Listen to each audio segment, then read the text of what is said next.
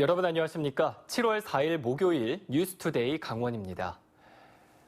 1심에서 당선 무효형을 선고받았던 이재수 춘천시장이 2심에서 시장직을 유지할 수 있는 벌금 90만 원을 선고받았습니다.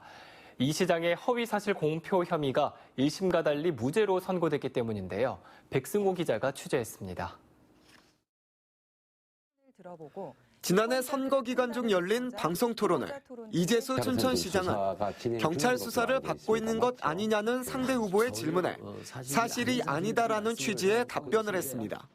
검찰은 당시 이 시장이 경찰 수사를 받고 있었는데도 거짓말을 했다며 이 시장을 허위사실 공표 혐의 등으로 기소했습니다. 국민참여재판으로 열린 1심에서는 이 시장의 혐의가 유죄로 인정돼 당선 무효형에 해당되는 벌금 500만 원이 선고됐습니다. 하지만 2심 재판부의 판단은 달랐습니다. 검찰의 기소 논리는 수사 중이라는 사실이 후보자의 경력에 포함된 것으로 보고 이 시장이 자신의 경력을 허위로 밝혔다는 것인데 재판부는 당시 이 시장은 수사의 대상일 뿐이었고 수사를 받는 사실이 후보자의 업적과 능력, 즉 이 시장의 경력으로 보기 어렵다고 판단했습니다. 또 수사를 받는 사실이 경력으로 인정되면 선거 기간 고발이 남발될 우려가 있다고 덧붙였습니다. 재판부는 이 시장이 주민자치센터와 춘천시청을 찾는 등 호별 방문 금지 조항을 위반한 혐의에 대해서도 일부 무죄로 보고 벌금 90만 원을 선고했습니다. 2심 재판부는 사실상 이재수 시장 측 변호인단의 주장을 대부분 받아들여 시장직을 유지할 수 있는 형을 선고했습니다. 이재수 춘천시장은 재판부의 판단을 존중한다고 말했습니다. 그동안 우리 시민들께 지극히 염려를 많이 끼친 점에 대해서 시장으로서 매우 송구스러웠다는 말씀을 좀 드립니다. 검찰은 판결문을 검토한 뒤 상고 여부를 결정하겠다고 밝혔습니다. MBC 뉴스 백승호입니다. 자유한국당 강원도당이 이재수 춘천시장에게 벌금 90만 원을 선고한 항소심 재판부의 판단을 비판했습니다.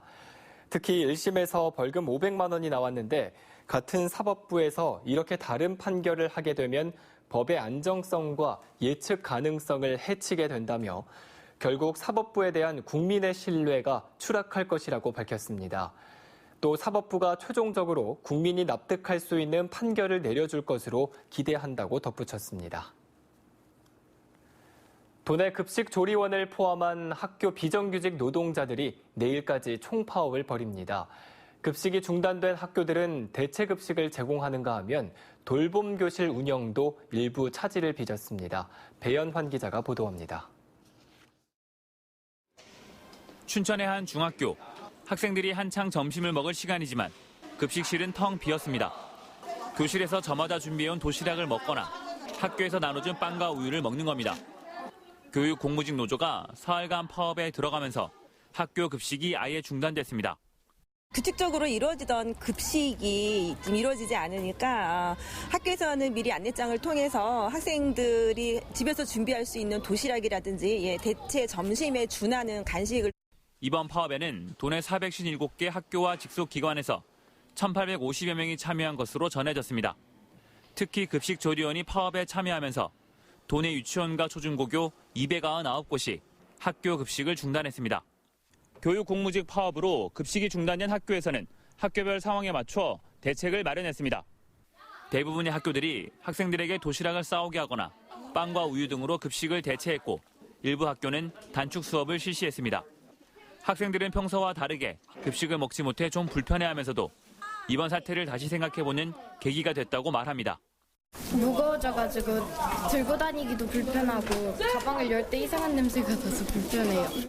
조금 불편하긴 하지만 저희 맛있는 급식을 책임져 주시는 분들과 학교 비정규직 분들이 이번 기회를 통해 정당한 대우를 받을 수 있다는 것만으로도 저는 괜찮다고 생각해요. 또 유치원과 초등학교 40여 곳이 돌봄교실 운영에 차질을 빚으면서 일부 교사들이 대체 인력으로 투입됐습니다. 이번 파업은 5일까지 계속될 예정이어서 교육 현장의 혼란도 이어질 것으로 보입니다. MBC 뉴스 배연환입니다. 네, 보셨다시피 이번 학교 비정규직 총파업이 현실화하면서 이 학교 현장은 차질을 빚고 있습니다. 그렇다면 이들은 왜 일터를 떠나 파업에 나서게 됐을까요? 김상훈 기자가 들어봤습니다.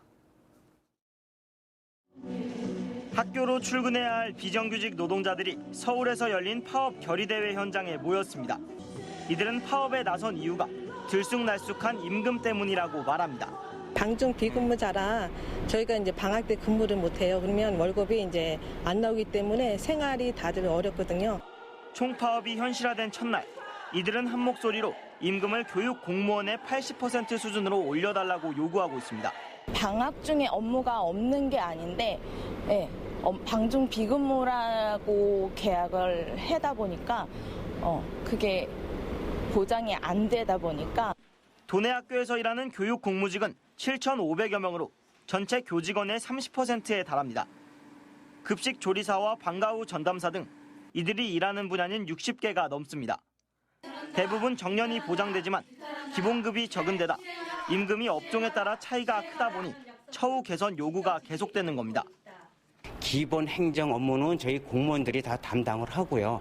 그 외 추가로 공무원이 투입될 상황이 아닌 상황에서 이렇게 공무직이 늘어난 계기가 된 겁니다. 2017년에 이어 2년 만에 현실화된 사상 최대 규모의 총파업. 학교 비정규직에 대한 근본적인 문제를 해결하지 않는다면 학교 현장의 혼란은 되풀이될 수밖에 없습니다.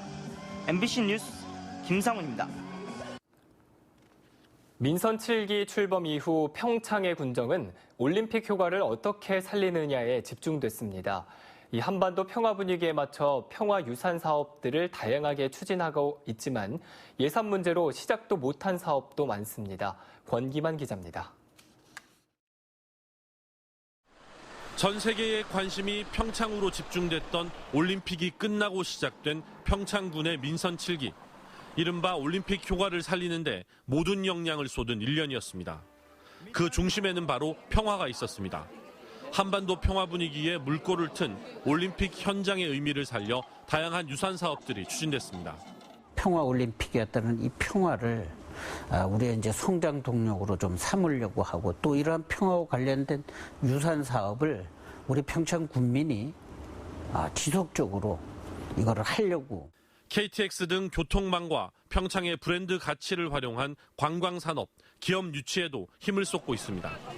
하지만 대회의 상징과도 같았던 개폐회 식장이 사라지고 올림픽 테마파크 등은 예산 문제로 시작부터 차질을 빚고 있습니다. 올림픽 유산 사업의 동력이 될 평화도시 지정 등 정부의 관심과 지원이 절실한 상황입니다. 가장 성공한 올림픽이었고 또 평화올림픽이라고 각광을 받고 또 평가를 받았습니다. 이러한 올림픽이 끝난 후에 어떻게 보면 정부의 무관심이랄까요?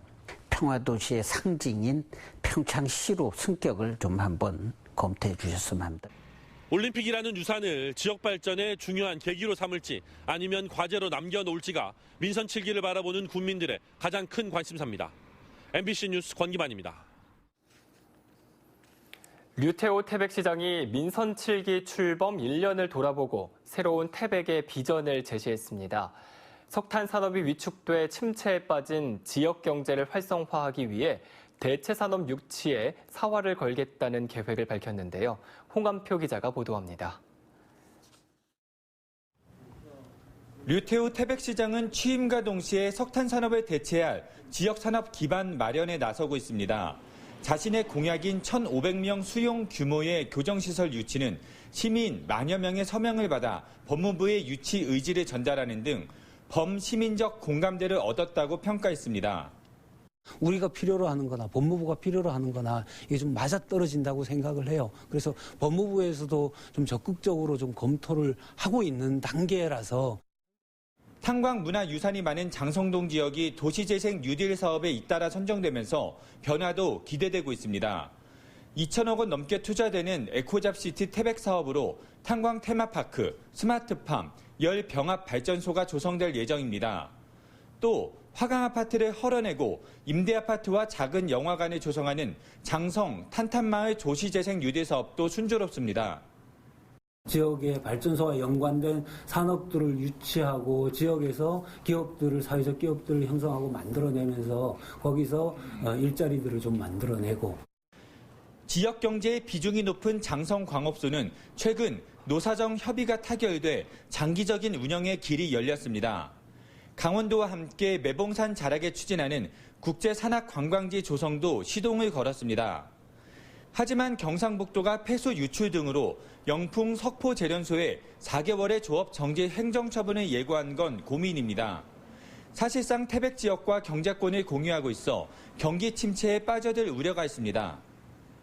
산업 기반이 붕괴되면서 인구가 줄어들고 이는 다시 경기 침체로 이어지는 악순환의 고리도 해결해야 할 과제입니다. MBC 뉴스 홍한표입니다. 지난 4월 발생한 속초 고성 산불과 관련해 경찰이 한전 관계자 등에 대해 구속영장을 신청할 예정입니다. 강원지방경찰청은 산불 발생 과정에서 범죄 혐의가 드러난 10여 명을 피의자 신분으로 입건한 데 이어 한전 속초지사와 전신주 유지관리협력업체 관계자 등 4-5명을 업무상 실화 등의 혐의로 구속영장을 신청할 예정이라고 밝혔습니다. 경찰은 전신주 개폐기에서 발화한 속초 고성 산불의 수사 자료가 방대해 수사 결과 발표에 시간이 걸린다고 덧붙였습니다. 도내 특성화고등학교가 경쟁력을 높이기 위해 내년부터 개편됩니다. 강원도교육청은 특성화고 개편을 심의한 결과 성수여고는 학교 구성원의 의견을 반영해 인터넷 비즈니스과를 없애고 종합고에서 일반고로 전환하기로 했습니다. 또 춘천 한샘고는 학령 인구 감소에 따라 화장품 응용과학과 2개 학급을 바이오 코스메틱과 1개 학급으로 감축 운영하고 또 철원 김화공고는 식품공업과를 웰빙 식품과로 개편하기로 했습니다. 원주 금융회계고는 기존 금융회계과 1학급에서 2학급으로 운영되고 양양고는 정보처리과를 경영행정과로 개편하기로 했습니다. 양양공항을 기반으로 하는 플라이강원이 오는 10월 국내선 취항을 앞두고 신입 승무원 교육에 들어갔습니다. 플라이강원은 신입 객실 승무원 47명에 대해 한국항공직업전문학교에서 2달간 서비스 예절과 보안, 기내 방송과 응급처치 등 위탁 교육을 진행합니다. 플라이강원은 오는 10월 국내선 취항을 목표로 운항 증명 검사를 받고 있고 다음 달 말까지 양양 현지에 사옥을 건축할 예정입니다. 춘천 코리아 오픈 국제 태권도 대회가 오늘 춘천 호반체육관에서 개막해 7일 동안 펼쳐집니다. 개막일인 오늘은 장애인 경기인 파라대회에 이어 개막식을 겸한 태권도 종주도시 선포식이 열립니다. 특히 이번 대회는 세계 랭킹 포인트가 부여되는 G2 대회로 열려 국가대표급 선수들이 대거 출전합니다. 대회 조직위원회는 대회 기간 동안 춘천시청 분수광장에서 태권도 공연을 여는 등 다양한 문화예술 행사도 진행할 예정입니다. 원주시는 매년 증가하고 있는 고령 운전자 교통사고를 예방하기 위해 실버 마크를 제작해 배포합니다. 원주시는 70세 이상 고령 운전자를 대상으로 자동차 앞뒤 유리창에 붙일 수 있는 고령 운전자 실버 마크를 제작했고 각 읍면동 행정복지센터에서 신청해 받을 수 있다고 밝혔습니다. 실버 마크는 운전자가 고령임을 알리고 배려와 양보 운전을 유도해 사고를 예방하는 마크입니다. 강원도의회 예산결산특별위원회 위원장에 더불어민주당 위호진 의원이 선출됐습니다. 도의회 예결특위는 1차 회의에서 위원장에 위호진 의원을, 부위원장에는 김경식 의원을 선출했습니다. 통상적으로 양당 간 협의에 따라 이루어진 위원장 선출은 이번 회기에는 협의가 안 돼 투표까지 한 끝에 더불어민주당 위호진 의원이 11표, 자유한국당 이상호 의원은 3표를 얻었습니다. 군장병 e스포츠 대회가 내일과 모레 이틀 동안 인제 다목적 경기장에서 펼쳐집니다. 이번 대회에는 예선전을 통과한 20개 군부대 66개 팀 300여 명의 장병들이 참가해 우승컵을 놓고 실력을 겨루게 됩니다. 개막식에는 국내외 대표 e스포츠 캐스터와 전문가들이 참여해 전문 채널을 통해 실시간 방송될 예정입니다. 강원도는 e스포츠를 평화지역을 대표하는 콘텐츠로 발전시키기 위해 이번 대회를 열게 됐다고 밝혔습니다. 동해시가 어촌 소득 증대를 위해 조성하는 해삼 특화 양식단지의 위치가 이달 중에 결정됩니다. 해삼 특화 양식단지의 위치가 결정되면 오는 10월까지 해삼 서식 기반시설 조성을 마치고 3년 동안 지속적으로 종자를 방류해 대량 생산 체계를 구축할 계획입니다. 특히 올해는 어린 해삼의 생존율을 높이기 위해 전체 사업비의 70% 이상을 해삼초와 돌망태 시설 등 서식 공간 조성에 집중적으로 투자합니다. 강원FC가 홈팬들을 위해 반값 티켓 이벤트를 진행합니다. 강원FC는 오는 9일 오후 7시에 춘천 송암 경기장에서 열리는 상주 상무와의 경기장 티켓을 반값에 제공한다고 밝혔습니다. 반값 티켓 대상자는 강원도민이면 누구나 가능하고 입장권을 살 때 주민등록증을 제시하면 됩니다. 이번 이벤트는 강원도민의 날과 연계해 진행하는 것으로 9일 하루만 진행할 예정입니다.